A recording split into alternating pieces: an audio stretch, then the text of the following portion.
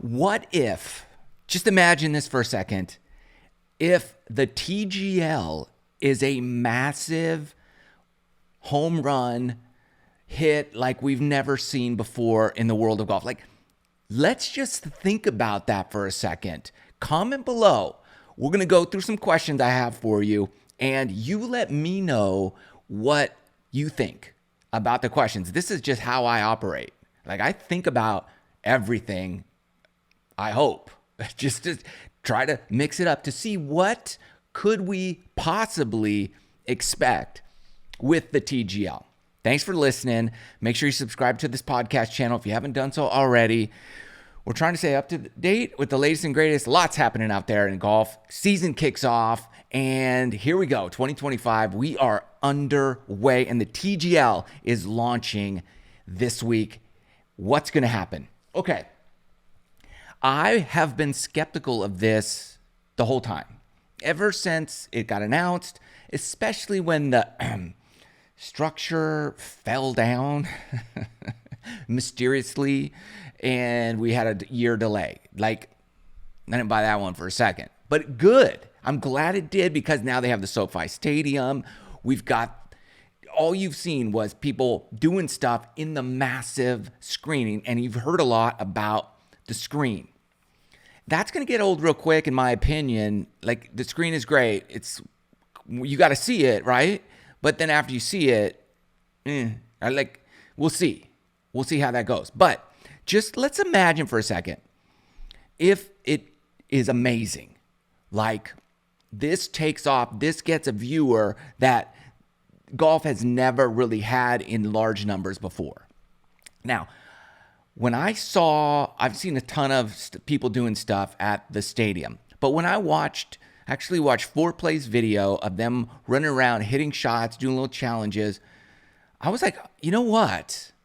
That's when I started thinking, what if this is a huge success in professional golf? What if it outperforms PGA events? Now, it's not going to outperform majors, but what if it outperforms everything else?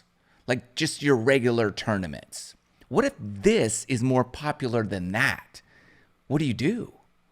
What do you do if players on the TGL are like, that's their new favorite thing to do, and they would rather do that than slough around the country week in, week out and, grind it out for a few bucks? What if they would just rather play TGL permanently, full time, instead of anything else? What if that happens? What will golf become? That's my question to everybody. I think it's something we have to think about.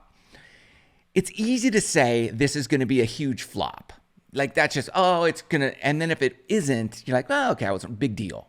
That's easy. Anybody could say that and be critical of it. I've been skeptical, and I don't know. That's always been my thing is this going to be a hit or not a hit?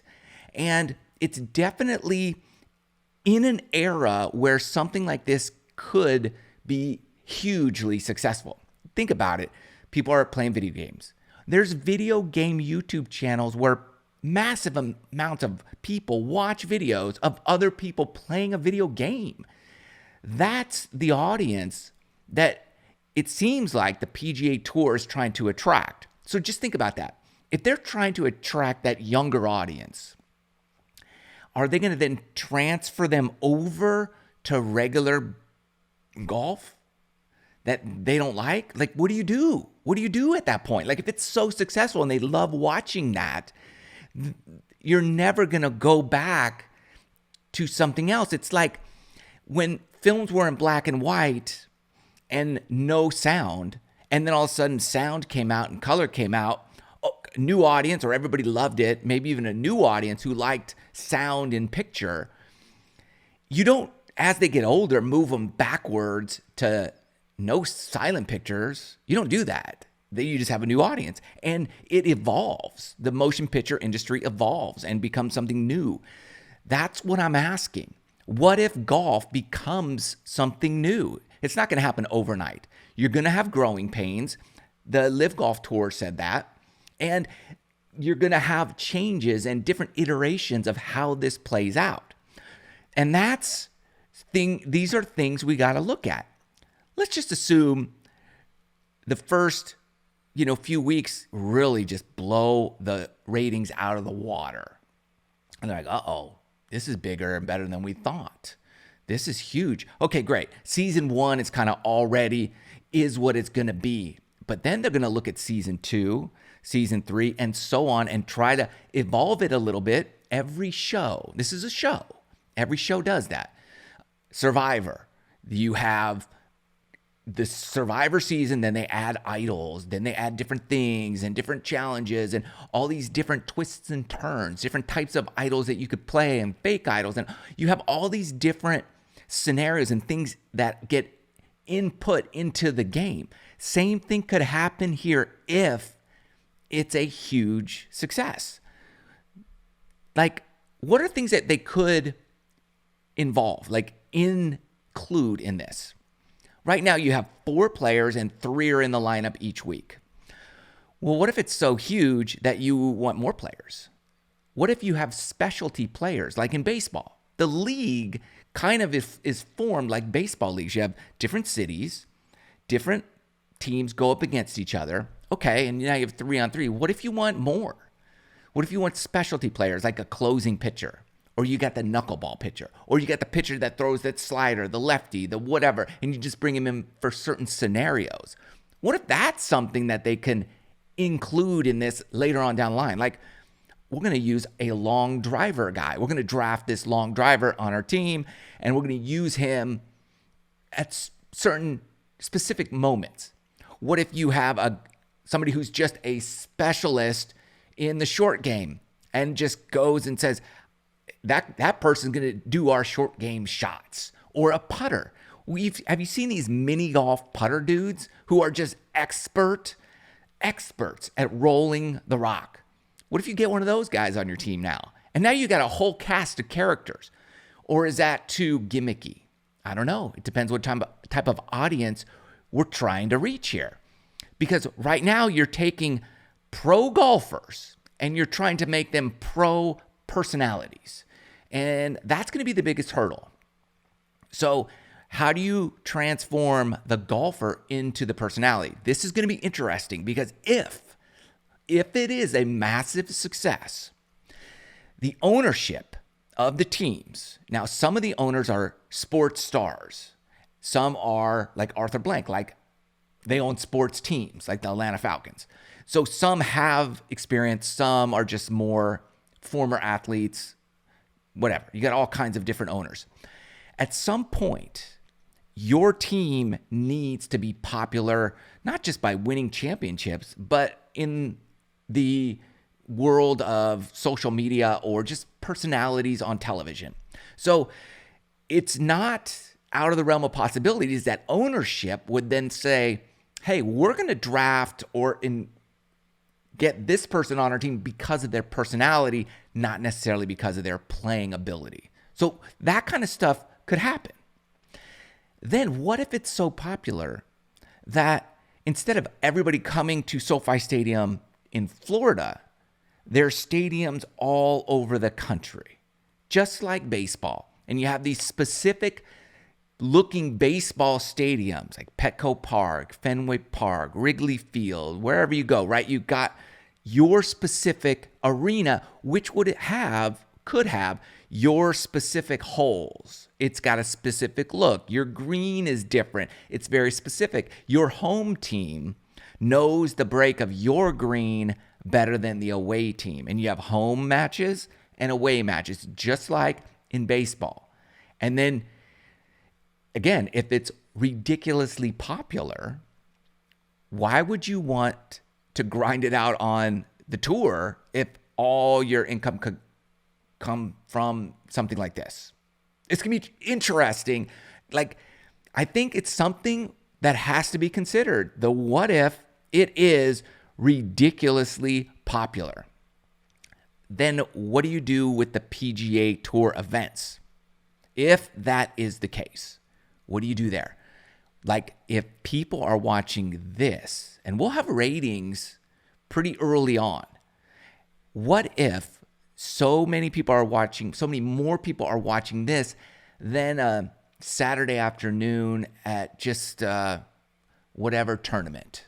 I'm not going to call any out. You never know what'll happen. But what happens if the ratings here outperform the ratings on golf, regular golf? What do you do? What do you put in that slot? I mean, what would an advertiser want? An advertiser would want to be advertising on something that is bringing in more viewers than less. So if I'm an advertiser advertising on your product, great. But if I'm an advertiser advertising on a similar product, which nobody watches, I'm going to be like, yeah, we don't want to, we're not going to do that. We're going to go over here. So my whole thing is this.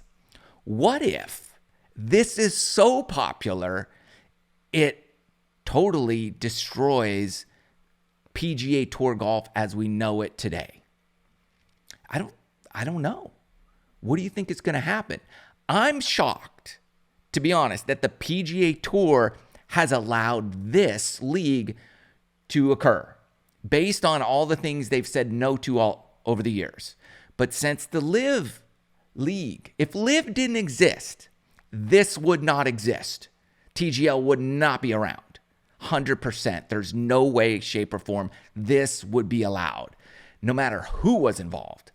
This is something that, in my opinion, is a way to pay players that are loyal to the PGA Tour so that they could get paid without having to grind out or be, paid based on performance. This is you're just going to get paid, basically. And if you win, then you get paid a little bit more. So what happens if, for example, Ricky Fowler is super popular in the TGL, but doesn't really make any cuts, or, he had a rough year, right? So not to call him out, but I'm just saying he's so popular to watch. What if he's not really on the PGA Tour, but he's on here? Then what? How do you deal with that? It's a good question.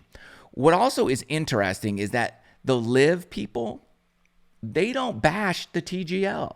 Jerry Foltz and Sue Hang did a podcast, and they actually talked about how they think this could have some huge potential. So they like more golf, and they like different golf. And I like how one side doesn't beat up the other side, but the other side doesn't even acknowledge this side. That to me is not cool. I personally hope and plan on going to a TGL event this season. That's my goal. I haven't been invited.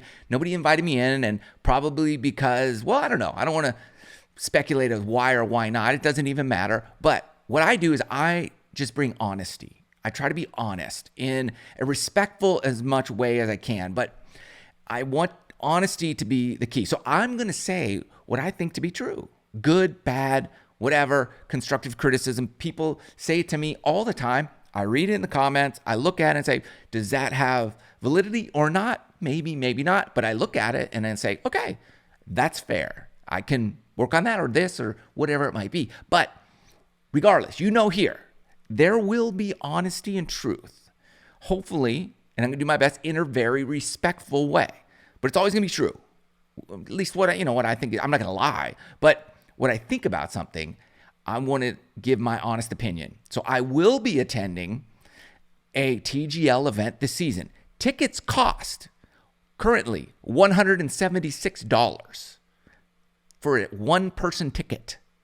So they're sold out for the first couple events, and then beyond that, we'll see what we can do. But they ain't cheap. So it's not for everybody. You're shelling out a little pretty penny to go to a live golf event. Let me know your thoughts of what if this thing really takes off. We'll see. We'll see soon. I'll see you soon.